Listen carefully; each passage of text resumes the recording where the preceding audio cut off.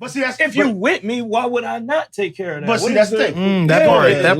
But see, what's But good for should the she part. be bickering and stressing you out about getting these things done? That come with the. Come on, like, I agree with TK. That come with the new house. I agree with TK. But listen, I the new agree with house TK goes to 100%. problems like the old That's the house. Nigerian in you. That's the Nigerian in you too. Algerian. I'm just saying.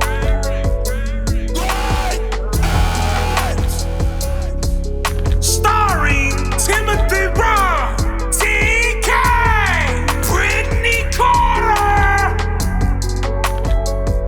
David Ellerby. Where my homies at?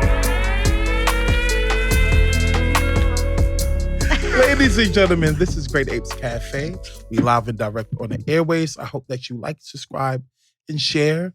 And I'm gonna have everybody introduce themselves, of course, like I normally do. Starting with the Queen. What's good, y'all? It's Queen Brittany coming to you from the motherfucking 5th and 3rd dimension. Who that Keeping be it that? hot in here. It is hot, ain't it? Who that be? That boy TK. Of course, I'm Timothy Raw. I'm Dave. I'm currently the pettiest person on the podcast right now. Actually, nah, I got you beat. But anyway, apparently I got you beat. You got one time to say your favorite line. Let me interject, and I'm gonna get you.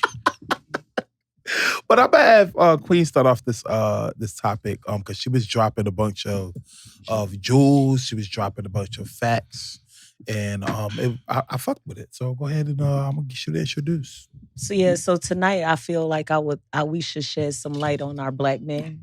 We have had a couple of episodes on women, and Dave and I were having a conversation earlier about his family and how young the men die, and I was giving my opinion on why this happens.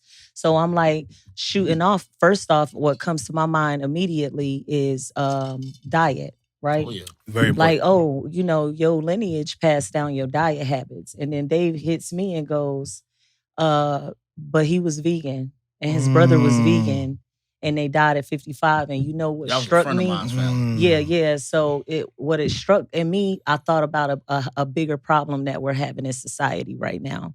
So when I get on social media and when I mostly see posts about black men, they're always in a negative light.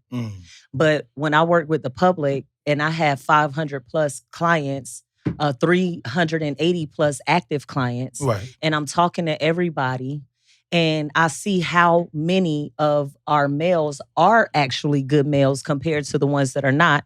So not to say that it's not niggas out here that ain't shit, and we'll say that in that part. form, is niggas that ain't shit.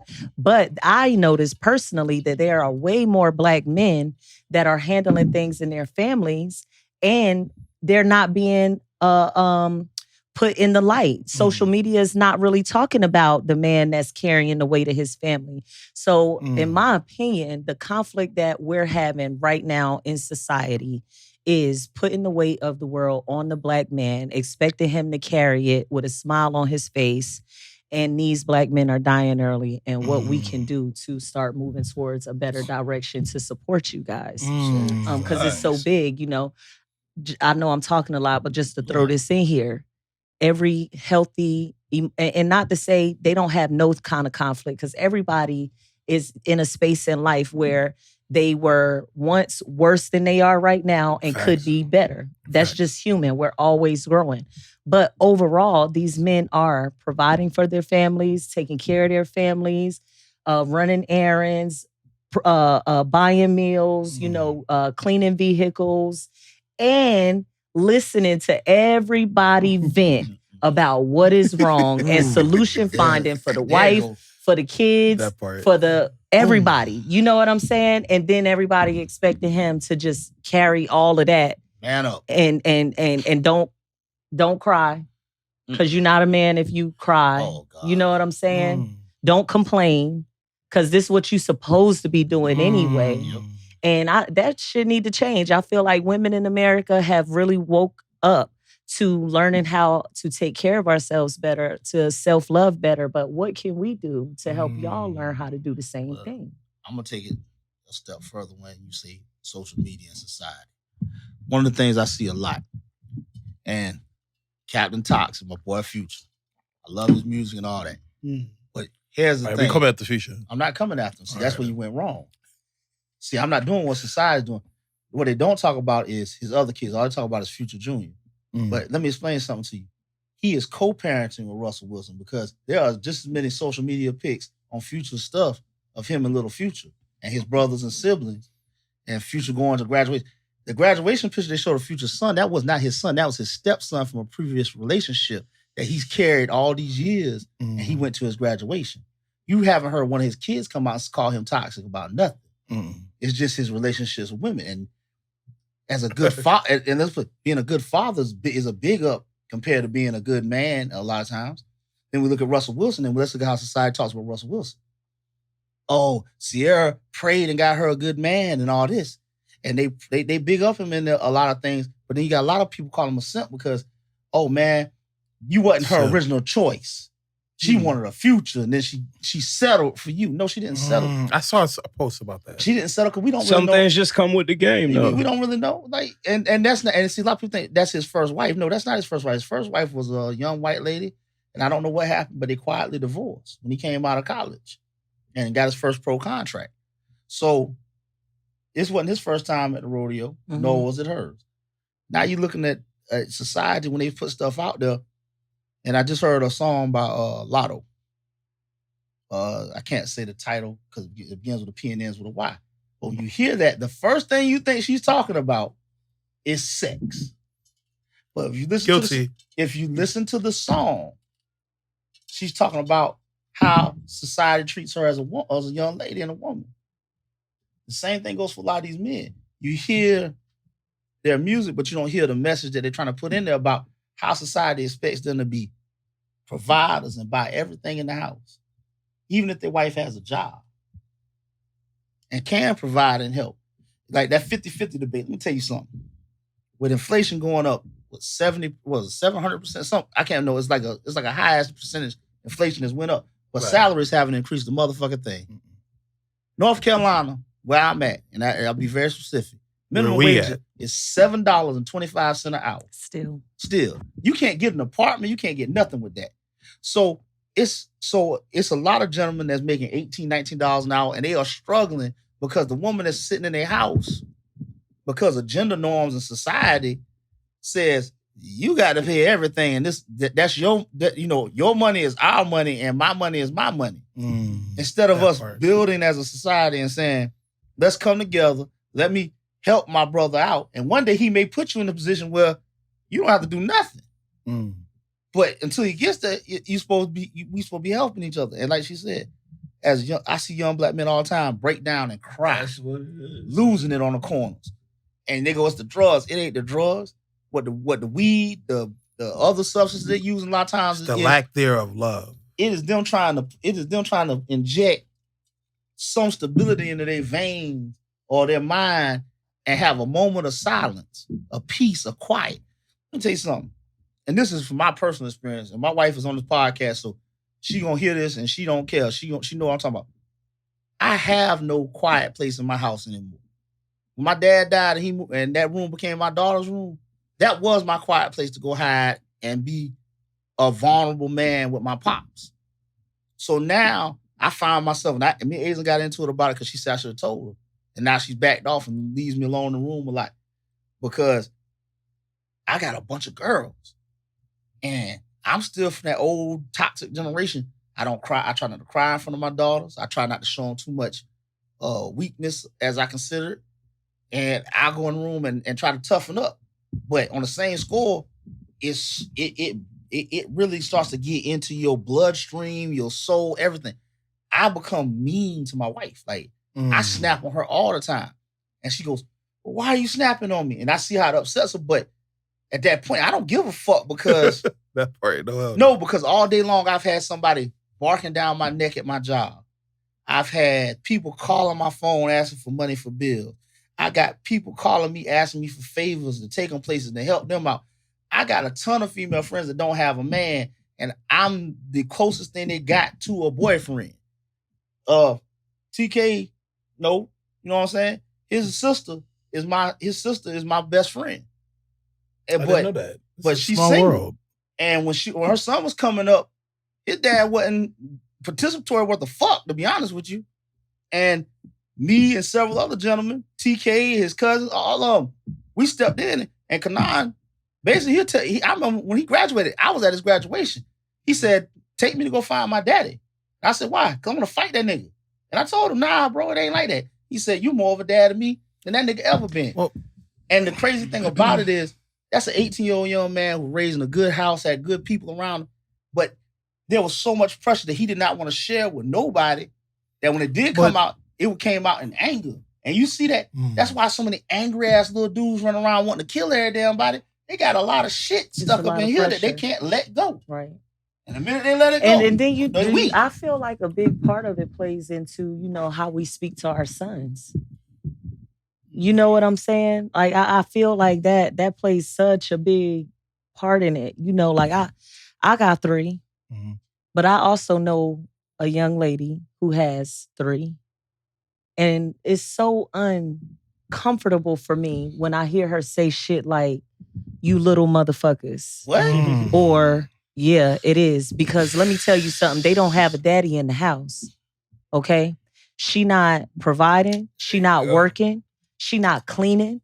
You know what I'm saying? Barely taking care of the children.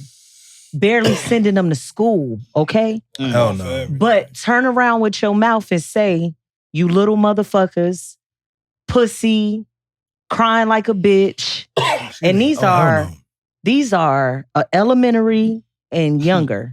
And what she turned them into is thugs and criminals that she don't know, because now they're going to turn around. The best way to be a man is whoop somebody's ass. The best way to be a man is to talk to a woman like she ain't shit. And what is their perspective going to be on even how to treat a woman? Like shit. They're not, they're going to be those same men that we're talking about that have nobody to talk to, that have nobody to vent to, that's carrying all this bullshit. You know what I'm saying? But not just to piggyback off that, I only just good think, ones get the few moments of wisdom at times, But that's life. That come with the journey also. So listen, as a formal, and I say formal game, can't what we be saying, like, who are we to judge? Like the thing about gangs for?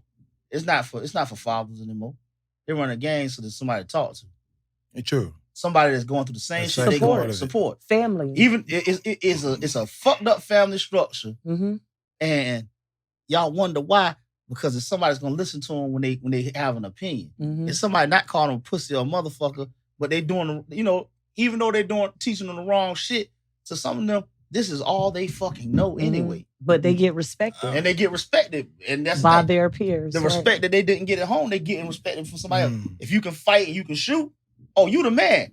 But your mama say you ain't shit. Now you feel like you are shit because you got to prove you got that to you prove, are shit. and everybody's saying you the man. The situation also is like what y'all both speaking about is the external, right?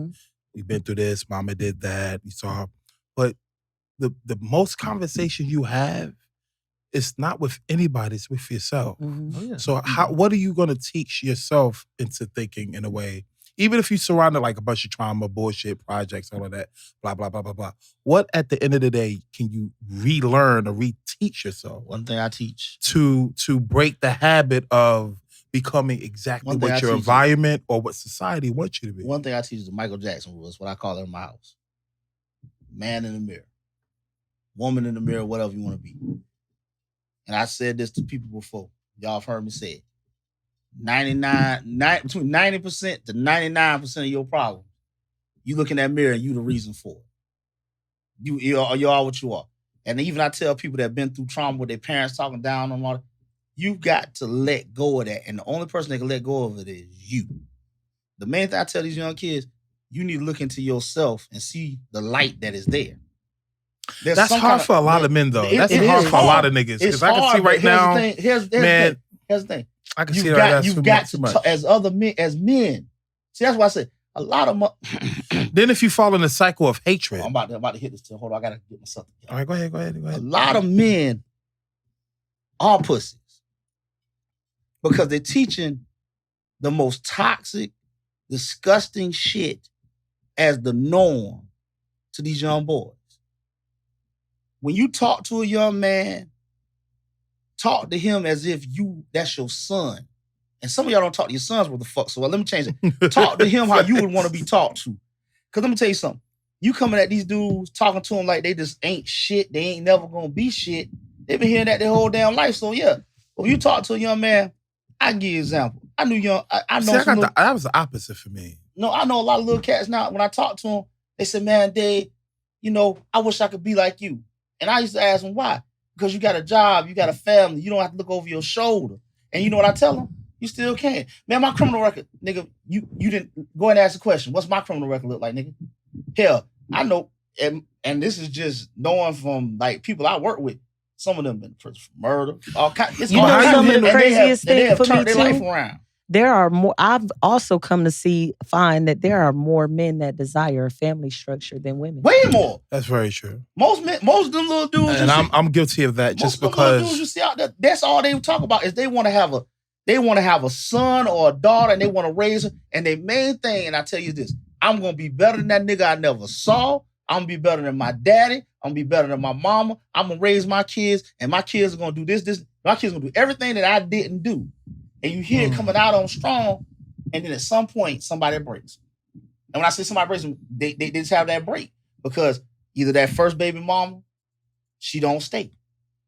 It's a lot of people, I don't like that though. Oh, wait. A lot of people use that as an excuse for they self-negotiating tactics to deal with the world pressure. But they use that as an excuse. If you've never kind of an excuse. If you've never had your daddy around, right? Right. And you're trying to be a dad. Right. And then the first person you get with, and we're not talking about them situations where the nigga just be a deadbeat. You're doing everything you can to be there, regardless of the fact that y'all aren't together. And I see this a lot. And it's a trained behavior, not on the boy's part, but on society training the girl. You know what society says? Society says go to social services. What's the first thing social services say if you want to get assistance? You got to put your baby daddy on child support. Now you're creating a financial burden on a young man who already got enough financial burdens as is. But you're forcing him into slavery, because it is slavery. It's a form of slavery, yeah. You're forcing her into slavery, and both of them into slavery. They don't even know it. The slavery you're forcing them into is if he ever comes to a financial situation where he cannot pay, he goes to prison.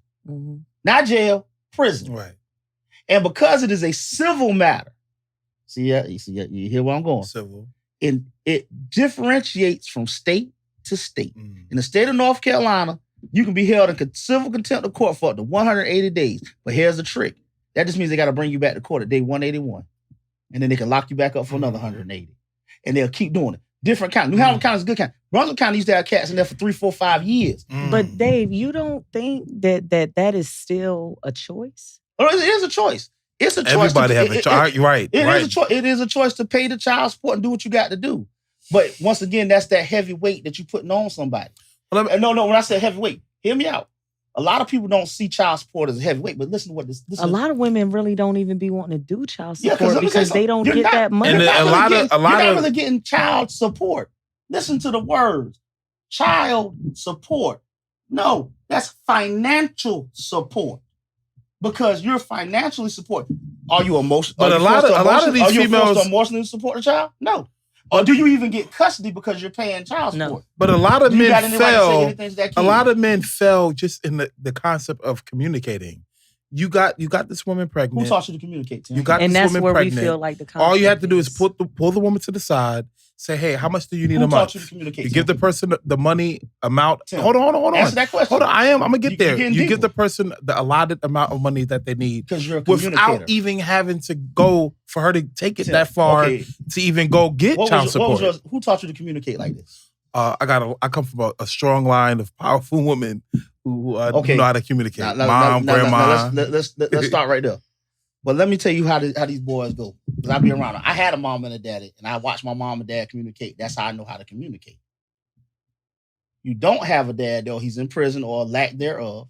Or your dad talks to your mom like she's crazy all the time. But that should be an excuse, though. No, it's not an excuse. What did you say? You have to know how to do something in order to do it. But I wasn't taught to communicate. You taught yourself. I had to learn on my own because my family still to this day struggles to communicate. But what I said earlier in this podcast, you have to talk to yourself first. You gotta talk to yourself, but so at some point she knew that, damn, I'm not communicating let me put it this way. effectively. And what she did was She turned around Tim. and made sure she communicated. Here's where y'all forgetting something. It takes two to make a baby. Mm-hmm. It takes two to make a baby. If only one of them is communicating, you're halfway dead, right? Right. So I watch a lot of these young men, you never let them go to their baby mama and beg her to let them see their child. And then she puts terms and stipulations that make Hold on, no time sense. out, y'all. Time out. This is Great Apes Cafe. I'm live and direct on the airwaves. Please like, subscribe, share. I got my son just coming out here. I can't have my son on the podcast, y'all. I just can't. Let's go. Go ahead, you take them on out of it right quick. But it's always put on the man. Like a lot of times it's put on the man to be the communicator and try to situate the situation. And I hear a lot of girls, I try to talk to my baby. No, if your first question is, who is that bitch you with? That ain't got nothing to do with you. Because when he asks you who that nigga is in the house, you say that's none of your business. So once you take that out of the equation, if you teach these boys, when you got to communicate with her, you need to keep it 100% about the child. And I tell them young dudes that don't talk about nothing in her house. Don't ask her for no pee anymore. None of that. Cut that off. Because once you cut that off, you start talking about the child. Then you'll see who that woman is on the other side of that child support check. If she's about supporting that child, things will change. If she's not, well, that's when I start giving the other grown man advice. And see, that's why I say put on our other men. Y'all want these kids. Hold on, let me interject. So you got your perspective. Let me hear out your perspective on how it is to be basically a man in a world that tells you in so many words, how should I put it? How to fail in a sense. Because there's so much more negativism towards a black man. Really? Think about like us, you being black. And I know it's hard to actually say that because you ain't been nobody else, right? You ain't been no other race his whole life. So you only know about your race. So how do you handle the pressures? Nobody talk about the coping mechanism. Man, period. Yeah. The one, I gave y'all a hint of basically mine. I said earlier I had to talk to myself first. But I talk to myself all the time. But have you ever talked to a group of other black men and sat down and y'all all let y'all And I have.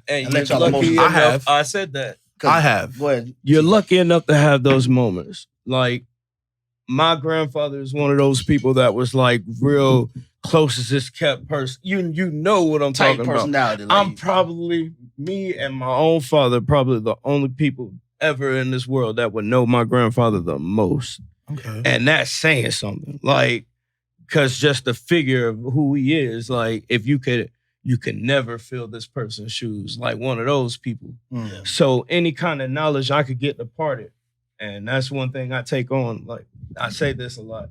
Any knowledge I can get departed is because it was knowledge that was departed to me.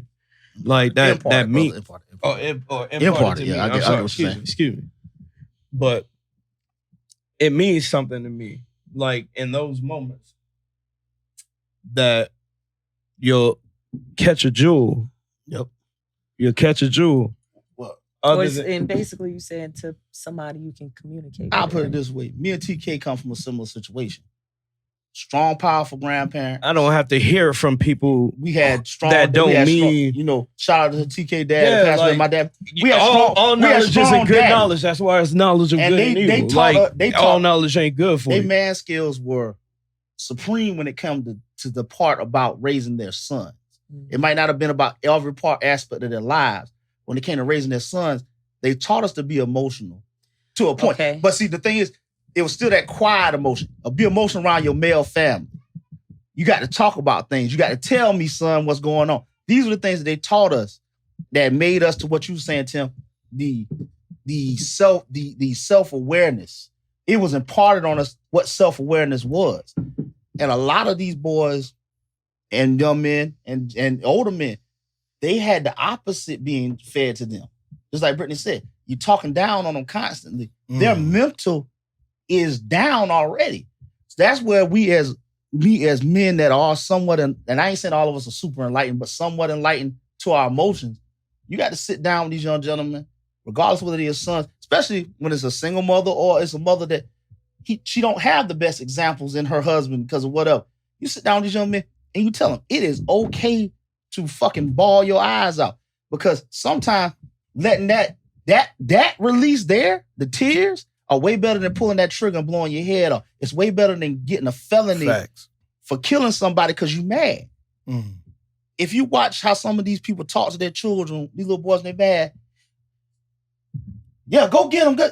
They sicking them like a fucking dog on somebody. Mm. But they're not understanding. If you keep sicking a dog on somebody, eventually the dog's just gonna bite every time something happens. Mm.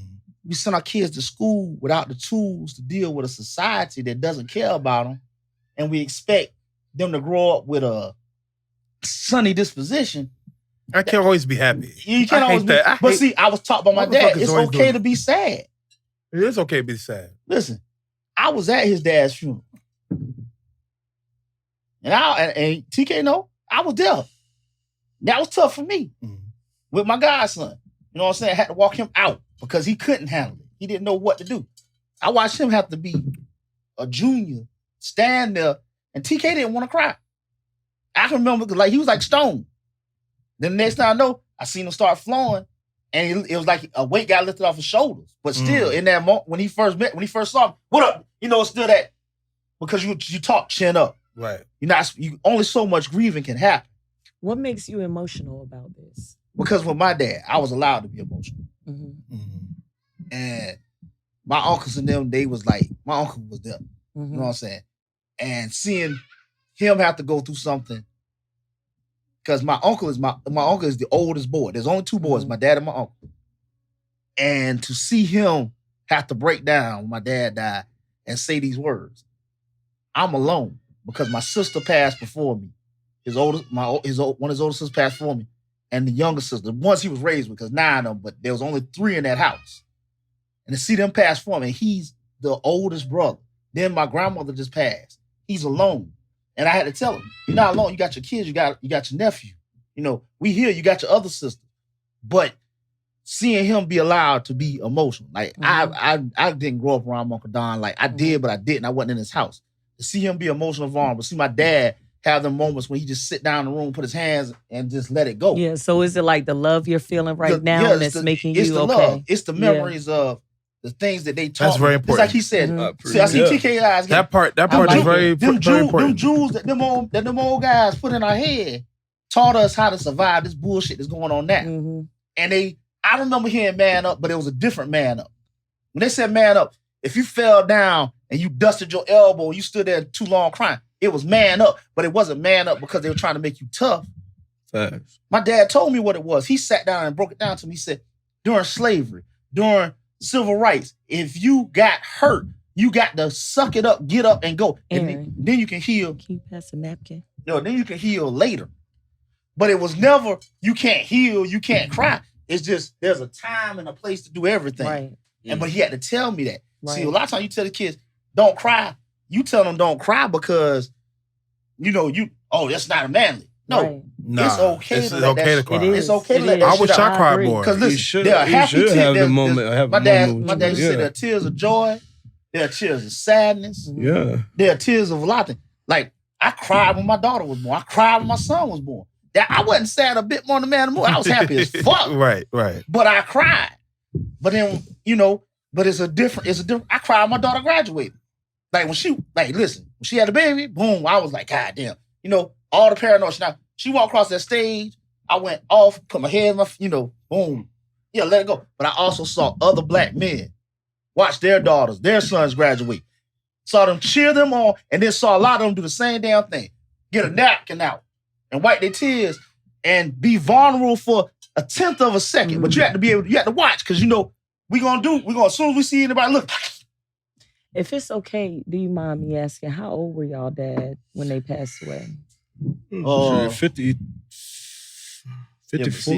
Your dad died in a car accident. My dad passed. Oh, okay. Your dad died in a car accident. What was you, like 55? 55. I think your dad was like 55, 56. But that's different because that was a accident. My dad passed. My dad kidney disease. But he was one of those guys but he was way different than my grandfather. And I understand how he feels because my father was like me. He was he wore outside of myself though. Like I'm more composed with how I deal with things because I've seen things.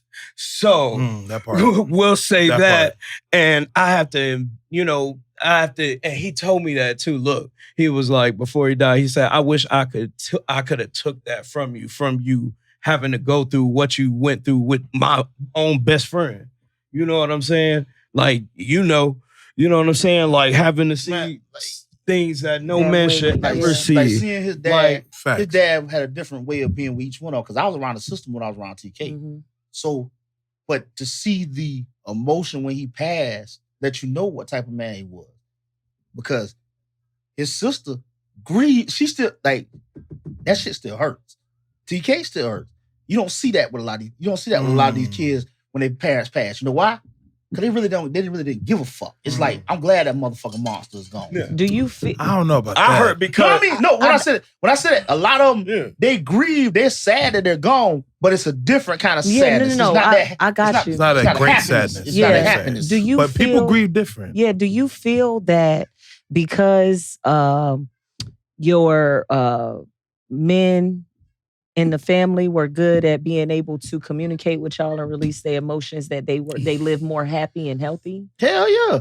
And because I feel like that's where I'm trying to, that's where my questions are like stemming from. I mean, you know what I'm saying? Like, even- what is it that helps the black man be supported, Even healthy, and happy? even the bad shit I saw some of my grandparents and uncles and stuff do, there was a happiness with it when they talked to me about it, because here's how they talked to me. They never talked to me from a point of view that they was right when they did the shit they did. Mm-hmm. They always talked to me from a point of view like, learn from what I did, nephew, or learn from what I did, little cousin. Learn and don't do that shit. right. And then they teach, it was always a lesson with the things that they were telling me. It was never just like glorifying some bullshit. I had family around liquor houses, but they said, that's how we learn how to survive, nephew. But you don't got to do stuff like that no more. And they taught me like, oh shit, that's my jam. I'm sorry. But Mine too. I was trying not to Funny dance song. over here. But, Go ahead.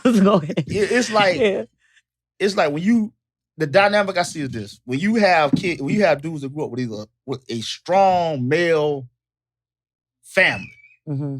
and I say that because there's a lot of women in my family, way more women than men, but the men, Same here. the men stand out because they always, like I tell people this. I had my uncle William, my great uncle. I love him to death, but I hated him when I was a kid. Mm-hmm. Here's why: he's threatened to cut my fucking tongue out all the time, pull out a knife. My grandma would chase him around. My grandma would chase him around, be ready to beat his ass. But his thing was this: him and my mom had a contentious relationship because he's young. He was young when my mom was young. When my mom was a teenager, he was young. So my mom would jump on him and beat him up and all kind of shit, stuff. But he always looked at me different as his nephew. I remember watching him like get pissed off and be ready to shoot somebody about me. But the thing about him saying about cutting my tongue out, he came from that generation. If you talk too much, boy, this is what's going to happen. He was trying to show me in his own fucked up way that there are people out there that will literally just slice you up. Well, let me ask you this question. What's both of y'all emotional coping mechanism? Everybody have one. After they tell theirs, I want to hear yours. Yeah, I definitely. Yeah, I don't need to know mine. I'm I a do. little out there. I'm a little out there. Go ahead. You go first. You go ahead. That was him. You said that was it? I have You go mine. ahead. Y'all want mine's a little I said weird. mine. Well, I hit mine. My coping mechanism is this. Anytime I get sad now, I think about my dad. And not like in a bad way, a good way. I think about what he went through as a child with his emotional state with his dad. Because it was fucked up. And taught my uncle, it was fucked up with my uncle too, but I always thought it was better with my uncle because my granddad was always around my uncle. But that wasn't why. My uncle kind of forced himself into the situation with his daddy. My dad was smooth, laid back. Nigga, you don't fuck with me, I don't fuck with you. And I extended that same thing. So I said before, remember, I didn't go to my grandfather's funeral. It was right across the street from my house. The same energy I give you in life is the same energy I'm gonna give you in death. I would never take nothing from John T. Delaby. But I tell you what, David Lee, his brother, that's a different ballgame. That uncle there was my grandfather figure on that side. So he was your coping mechanism. Nigga, my coping mechanism, I'm named after him. I act like my Uncle David Lee to a point. But on the same score, I learned from them that it's okay to look out for your family when they're grown. It's okay to goddamn look out for other people and help people. It's okay. I only agree with him 80%, but okay. No, I say it's okay. As a man, a lot of times, if your family wrongs you, you cut them the fuck off. Oh, I've been doing. Oh yeah. Yeah, but see, listen. There's a reason to cut They people call off. me And cutthroat. sometimes it's some petty shit Sometimes that's gonna cause a generational trauma that's gonna last and hurt your next generation. And sometimes they be quiet because they know they owe you an apology. That part. No, as but well. see, listen, Tim, you petty. I'm very petty. I'm very petty, I guess. Do you feel like when you say your coping mechanism is thinking about your dad, is it because that you feel a gratitude that of what though? Like I feel a gratitude that I got something that a lot of my friends ended up getting when they moved in with us. But how does that help you get what you need right now? It helps me get what I need right now because the things that I saw, the things that he told me that he went through and managed to straighten himself up, college graduate and all that. Okay. So see, here's the thing. My dad's dad graduated high school. That's it. My dad, college graduate, could have went on to become a lawyer, but chose to raise his family. Me, I fucked up. I got a GED, but my dad never made me feel less than. Right. He never. He was proud when he was proud of every fucking thing I did, no matter how minor or major. But he was also the one that corrected me when I fucked up. And he never did like some fucked up shit like you stupid mother. He might call me dumb, but he always said, when I call you dumb, that means you did something dumb. And you know better. He explained that to you. That's what I like today. When I spank my kids or I chastise one of them, I had to tell my oldest, she's got a child. I told her today, I said, quit popping that little girl, talking about my daughter and your baby, and not explaining to them what they're doing wrong. Because all they know is mommy hit me and F that, or my sister hit me, F that, I'm walking off. But I said, I would tell people, when you spank your kids, you either explain first why they getting in trouble for this, you spank them, and then you got them explain it. And you don't always have to spank them. At a certain point, after you've gotten past the corporal punishment, a lot of times you can say, yeah, that's a whole other topic right there. I got my feelings about that. No, when I say after, because them corporal punishment, I tell people this, that is not something that you're supposed to just give out every time a kid messes up. That's what slave masters did. Yeah, I say corporal punishment for 4 things. If you think that you're going to buck up at me when you get to a certain age, that part. Okay. That's corporal punishment, because I'm going to fight back, because I'm going to show you what's going to happen if you buck up at me. Right. If my child's about to hurt themselves and there's no other option to get to them and stop them before they do it, I'm saying stop. Because that little pop is better than that burn. It's better than that goddamn car running them over. You putting your finger playing the electric socket and all of that. Yeah, stuff anything like that you feel like could potentially harm kill them or harm them. Right. Yeah, because I'll pop my child. Stealing is one that I give out corporal punishment for, because the world is going to give you corporal punishment for stealing. Right. Very true. And it's like other little things, but it's age related. As you grow up, you start. But it's still all things that could potentially ruin them if they continue. To me, that's just 2. Like shit, because those are my 2. My 2 is you can't disrespect me to a certain degree. We can communicate. You can disagree. You can have your feelings. You can have emotions, but don't disrespect. Don't cuss at me. Don't yell at me. Don't bucket me. Don't do that. You know. And any behavior that I know could potentially ruin you. If you were to continue, you know. And see, that's the thing I tell people. That's a lot of the things that men deal with. Because if you look at it, a lot of women, I tell y'all now, they don't beat their daughters where they beat their goddamn sons. And listen, men too. Because I've seen men close fist a 7-year-old. Oh my God. Dead in the chest. And if you've ever been punched in your chest by one of your parents and you're a man, raise your hand. I was a teenager. Oh, if you're a man, I'm sorry. With women too, if your mama ever aired you out by punching you in the chest as a man when you was a small child, raise your hand. Tell them, go ahead and raise your hand, because your mama gangster, dog. But that's the point. And we don't think about that as they get older. That some of the things that you putting in there and you punching them for and hitting them for, society's gonna do it to them too. But you got to be tender with the shit that you do. You got to explain these kids why you doing certain things. And I applaud parents who don't spank their kids at all. Because you have the gift of communication like nobody's business. You know how to talk to your kids and get them straight. But I don't applaud those parents who let their kids free form the world. No. Because then they end up ruining themselves a long time. There's no structure. You got a 7-year-old making decisions that should be made by a parent. That part. Because when I was 7, I'd have jumped off that balcony with a cape on and said I could fly. But my dad was going to air my... Look, I don't even want to go too deep, because then we're going to go to a whole nother topic. Because I got my opinions. I got a lot of strong opinions on discipline. No, even then. My dad never spanked me for jumping off the porch. You know what he spanked me for? The fear that hit his heart that I'm on the ground dead. When he realized I'm not dead, he's gonna put me within an inch of the death that I survived to remind me you jump off that, because he knew what was coming with that. See, that's another thing when you see people growing up, you got two parents. My dad knew what was coming with when I hit that goddamn ground. Mm-hmm. The firestorm was named Lola. That's my mama. She was not only gonna give me hell, but she was gonna make sure she gave him enough hell that I caught extra hell for the shit I did. Because she left him and he let you do some shit that Mhm. you got hurt. That part. And even though I had my own mind Mhm. and I chose to do this, my mom was gonna say, Day Ray, you let that boy jump off the damn, and he's gonna look at, and this is the look he gonna give me. Now y'all both in trouble. As his head go down, because he got this, he look at me and be like this. And I can see his teeth grit, because I know I'm gonna fuck you up. But with that being said, that still goes back to the initially what I feel. I feel like women put too much pressure on good men. Listen, my mama was not all cleaning the women, pressure. not all women. But okay, for example, I was talking to somebody the other day, and they were talking about a friend, and you know who you are. No. Yeah, I'm not gonna call no names because I love all these people. Call them out. But they are a young couple, engaged, Okay. and they live with his parents. Oh, right. Interesting. Now, good way to save he's money. the only child. Okay, boom. He's the only child. Nobody's hardly ever there. Whatever. I'm cool with families living together. Right, You know, right. but the fiance has been giving him a really hard time about them not having their own home yet. Now, mind you, it's no children running around. It's just mom and dad, and then son and fiance, you know? Right. But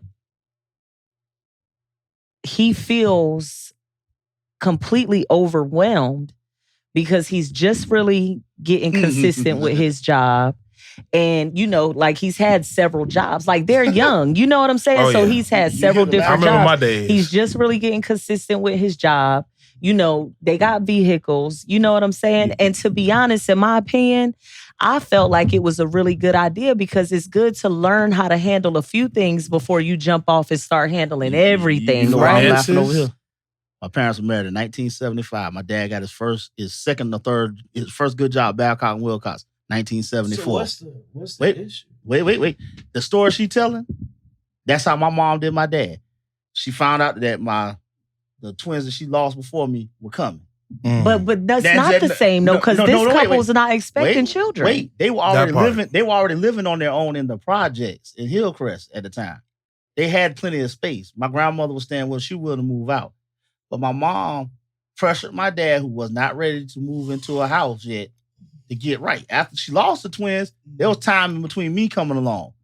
But by the time I was along, we was in a house on Gibson Avenue.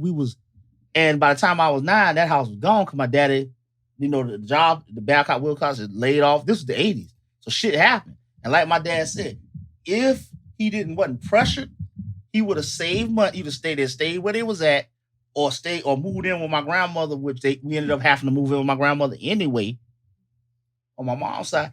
And they'd have saved their fucking money. My mom had land. That's what made it even worse. And he would have built a house on the land. But the pressure that got to do it right you now. It was every day. You got to do it before these babies get What here. did I miss? What's the issue with the person? I feel like the issue is Is it too much because pressure? she wants to be in their own house. She feel like they're now engaged, And okay, I can see that. and she wants they him want to to move faster. But this with is how the thing. She works and she has an income as well. But she is on him. So it's his job to get this cracking, but she has no responsibility too. Okay. So let me tell you what she's about to do. Okay. And this is from seeing this shit. I see women do this all the time, and I'm not specifically speaking about women because there's men that do it, but they want their man's money. To Wait, do hold on. everything. And let me say this. I love y'all because I know y'all know who I'm talking about. I love y'all. But I just want everybody to hear this from the man's perspective. So you pushing what you're doing. You pushing your man to do all this stuff.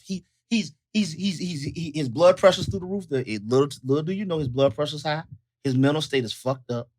Y'all relationship is definitely on the rocks, and you don't even fucking know it because he's Why questioning. What happened to his mental state? Listen, you ever had a woman just always in your Well, I'm just saying, like he sound like he's working. No, he sound like he's supporting. But he's stressed. But he's stressed out. But he's stressed. But he's stressed out because she's putting the pressure that so he ain't got somebody to talk to. Is that what it is? It could be. He needs to let. We don't know. That's what I'm saying. We don't know. know. The person he's supposed to be able to talk to is her. It's her. Well, yeah, but see, but he. Why do y'all think let me that just. They don't talk to the person? They do, but she's not here. Listen, she's not thinking about, and I'm not speaking for her, you might be, but she's not thinking about this. If you want it faster, 2 is faster than 1. Put your income on the line along with his. Put your credit on the line. Because let me tell you something. When you go to apply for a mortgage, they still gonna ask about her income. Even if she's not working. They're gonna want her credit score. Even if it's not good. If you want it that fast, I'm about to say, okay. It'll go back. Even if you want it that fast, you got to contribute. And a lot of times what we see as black men is, we've been taught this, and man's supposed to do everything, but guess what when we get the house? Guess what happens when we get the house? It's her house. Tim, do you think that pressure is necessary? If we paying a mortgage, it's her house. All of that unnecessary. It's unnecessary. All of that's so unnecessary. Because look, Tim, and I'm throwing I believe in Tim's wife does not work. She stays home with the mother. Yeah, but she don't stress him out either. She don't curse him out. She don't pressure. She cursed me out. But she don't stress you out for waking them damn kids up. What is stress though? Fair enough. Fair enough. Okay. Do you ever feel pressured as a man? I might be the weirdest. I just want to ask you this question. What is the stress? No, that's what I'm asking Tim. The complaining? If you work, microphone check. If you work and pay bills, that's something you're gonna do anyway until you drop dead on this earth. Am I right? Let me ask you this, TK. You working, right? Okay. Your wife working. I'm right. Okay. No. She's not working. No, I'm saying I'm saying, but if she was working, she hasn't worked in 2 years. But she was working, and y'all bills were to the point that it's killing you. Okay. Then I'm going on the block. But see, that's who the else? But who taught you that? Because you come from a family where the men took care of you. Talking about going to work, y'all. but that's just. But see, that's if you with me, why would I not take care of that? But see, that's the thing. That part. But should she be bickering and stressing you out about getting these things done? That come with the. I agree with TK. That come with the new house. I agree with TK. But listen, the new house goes to problems like the old house. That's a Nigerian in you too. Algerian. I'm just saying, I mean, that's just something I would be comfortable with. Like, come on, like, depending on my relationship, how long that relationship is. I used to think like that too. My relationship is 10 years. My mama never worked, so I watched my Theirs dad. probably is about 10 years. Problems gonna come with the new house. Hold on. So back what I said earlier in the podcast. You can never do enough. Is that fair though? It is not. It's not. But that's the life of a man. I ain't gonna lie. To me, that's the life of a man. Like, it's never. You can have $1 billion. Yo, who you can have $1 billion, and it still won't be enough. And it's not. I'm not attacking the woman factor. It's just how society put the pressure load on men. It doesn't matter about the money issue. Let me put this way. It doesn't matter about the materialistic issue. It all comes down to the fact of how you're dealing with the relationship issue. Let me put it this way. Rihanna's a billionaire. A$AP Rocky worth about 30 mil. Her money make his money look like nothing. True. They're getting ready to get. They're gonna get married. But it's not like he's broke. But it's not like he's broke. But listen, we're talking big money. But let's take it to the regular house. So what happens a lot of times in the regular house is a lot of times the woman's earning potential due to the fact that more black women have higher education and things like that is way higher than the man that they're dating. Okay. So you got a blue collar working man, right? He's making $50,000 a year. His wife's making $150,000 a year. She's submissive enough to let him be the man of the house, as we quote unquote say. But technically, he still is, though. Really, he is. But it is not fair that she makes $120,000 a year, that he pays all the bills and supports the lifestyle that she wants from a person that makes $120,000. I have to agree with Dave on that. It is not fair. True. It is not fair. And as society has taught us, he's going to try to do that. And that's why a lot of times women who make more money than a man, they won't take men on because they're taught the same thing. It's called issue of the pride. It's pride. And listen, pride cometh before the fall. And that's why so many divorces and all this other shit. A man can have a pride, but it's not even a pride factor. It's the dignity. It's the dignity. I would kill you over my dignity. You can hurt my pride all day. But listen, your woman can give you dignity and still help out. I do feel that way though. And it may be because I've been single for a long time and I've been doing everything on my own for a long time. I really don't I feel a little biased in a situation because I can't even understand the perspective of a woman that expects a man to carry everything 100%, simply because that's not my reality.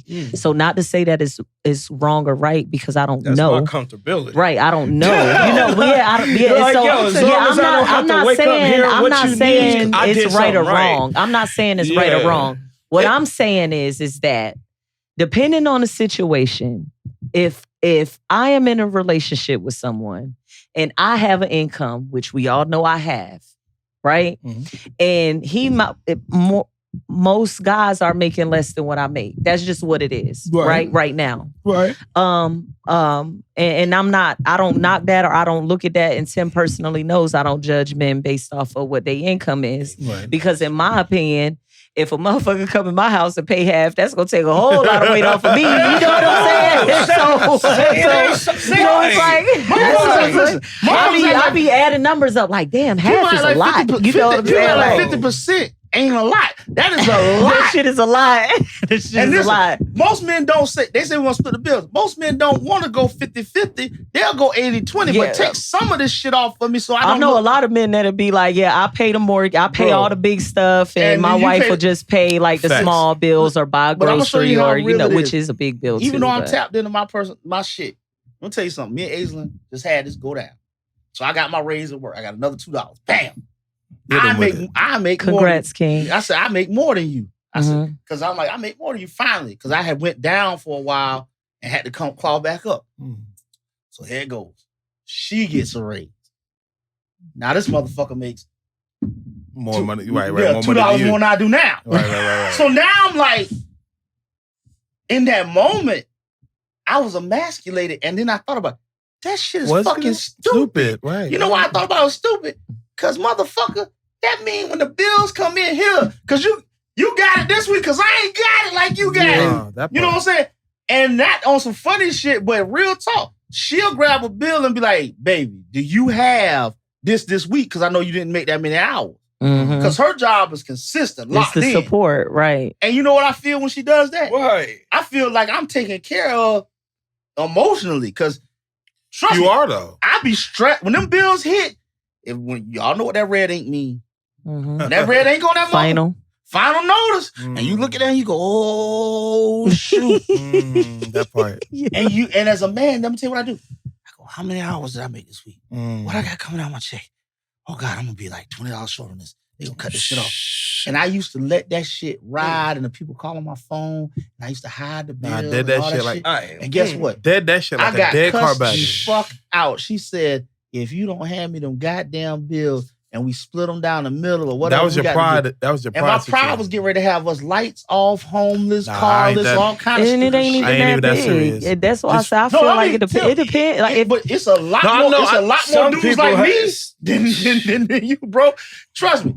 I know cats right now that are gonna work themselves into the goddamn grave before they let their wife pay a bill. And they all work at the Island Hall. Just about. Yes, Lord. Yes, they do. They will. Listen, I watched them old dudes put themselves in graves, taking care of a woman who ain't never lifted a finger to do anything other than clean their house.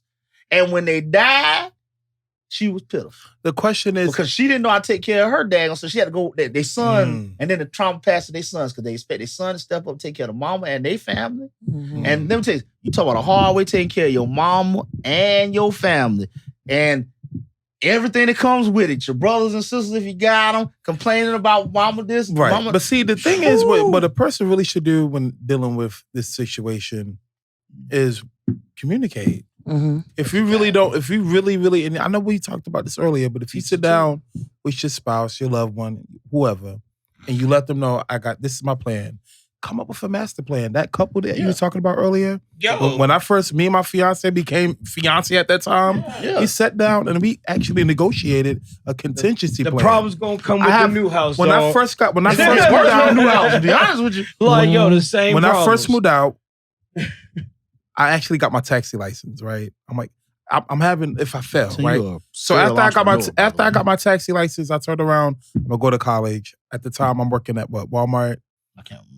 I don't know. I had 13, 14. I had so many jobs. It's crazy. But I always have a contingency plan for failure. Like, I ain't gonna lie. I used to, some of these jobs, they'll tell me some shit like, "Oh, you having a bad day, or you get in an argument? All right, well, bye. You're gonna see me later." And I go to the next job, and I'm always going up the their pyramid when it comes to trying to get some money. But anyway, sit down with your spouse, your loved one, and come up with the contingency plan of making sure shit work. And not the And if you do that, when you think about the statistics of what a relationship really gonna happen of argumenting. Like how shit gonna fuck up? It's always over finance. Just if you did that first and make sure finances ain't being an issue, imagine what free up shit else you can work on. Like this, not just the finances part, but think about people when it comes to their trauma in the past. You can work on that part. Even in your situation, from what I know, when I first met you, Helen was working.